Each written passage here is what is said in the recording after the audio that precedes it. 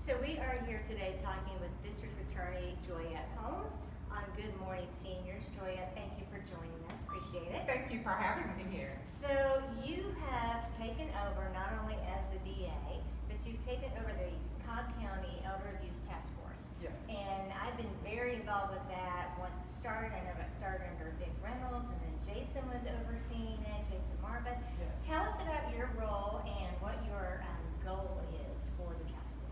So probably within the first few weeks of me taking over as a district attorney here in Cobb County, I had the opportunity to come to a multidisciplinary task force meeting.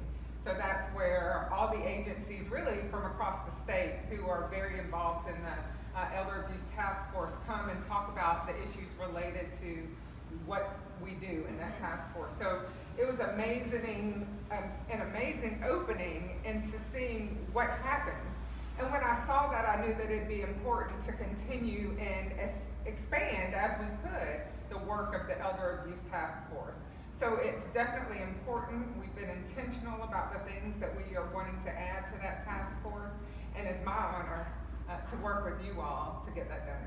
Well, it's such a huge need because the whole goal, I know, is first off to eradicate elder abuse. That's the big goal. Right. But it's also to elevate it so that people are as familiar of the fact that there is elder abuse going on, just as they're so aware of child abuse. Yes. You know, and so how is that working for your organization? You know, it's working well. The benefits of having that task force is that we're able to get information out there to people to understand what it means to talk about elder abuse, because it's not just the physical or the inaction of caregivers, it's also financial exploitation and things that you don't see on the surface. So to be able to talk about bringing financial institutions into the task force who know what to look for when we're talking about how our citizens who are part of our mature communities, how they are affected by exploitation and the abuse that most people think of when they talk about elder abuse. Right. Now, correct me if I'm wrong, but financial institutions and other organizations are mandated reporters. What does that mean? Yes, a mandated reporter, when they learn of something that doesn't look right, doesn't sound right, doesn't feel right as it relates to, here we're talking about our elder citizens who may have bank accounts that have flourished for years and all of a sudden there are large amounts of money being withdrawn, or someone who has been social and coming to activities at senior centers who all of a sudden are no longer coming back, and they get information. They are required to report that information,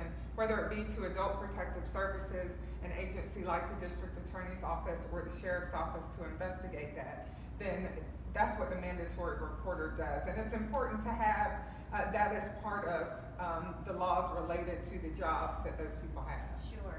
Now, if I am suspicious that perhaps my neighbor is a victim of elder abuse, in whether it's physical, emotional, financial, and all that, what is my role? What steps should I take?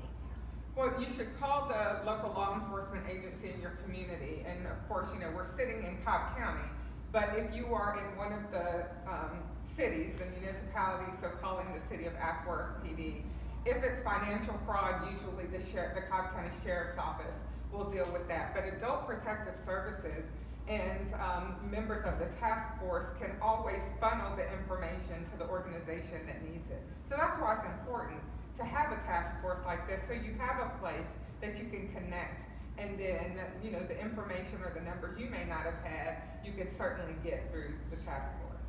Will my neighbor ever find out that I was the one that made a phone call? No, your neighbor will not find out that you made the phone call. We are interested in making sure that we protect those who may be in abusive situations, physical and or financial. Okay, that's very good to know. Yes. And, you know, we do hear of seniors that are reticent to call for help, to report their family members because that's my grandchild, that's my son, that's my daughter, they don't mean to harm me.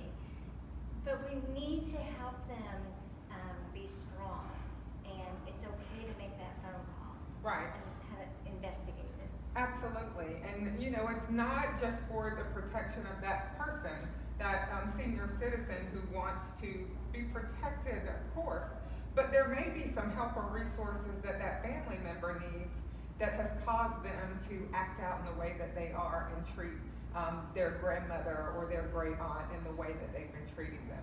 So the resources that are within that task force and that the task force can connect that family to is why it's so important that even for yourself, when it's a family member that you were scared of or concerned about, it works for the benefit of the whole family. So never be fearful to reach out and contact the right parties. There is a cause for the effect. Yes, absolutely. Always, there's a reason for it. What else should we know about the Elder Abuse Task Force? So over the last year, we were able to apply for a grant with Live Safe Resources to get a coordinator for the Elder Abuse Task Force. And so that helps us to be able to make sure we've got a single point of entry for a lot of the information that's received, so it doesn't get lost in the sauce, as I say sometimes. So. All right. Well, I appreciate you taking time out of a very hectic schedule to be with us and really to enlighten our seniors about the Elder Abuse Task Force and for them to see your beautiful face. Oh, thank you. And this is our Cobb County District Attorney, Joyette Holmes, and I know that you join me in thanking her for her time. Well, Thanks, it was Joyette. great to be here. Thank you so much. Good to see you. All right.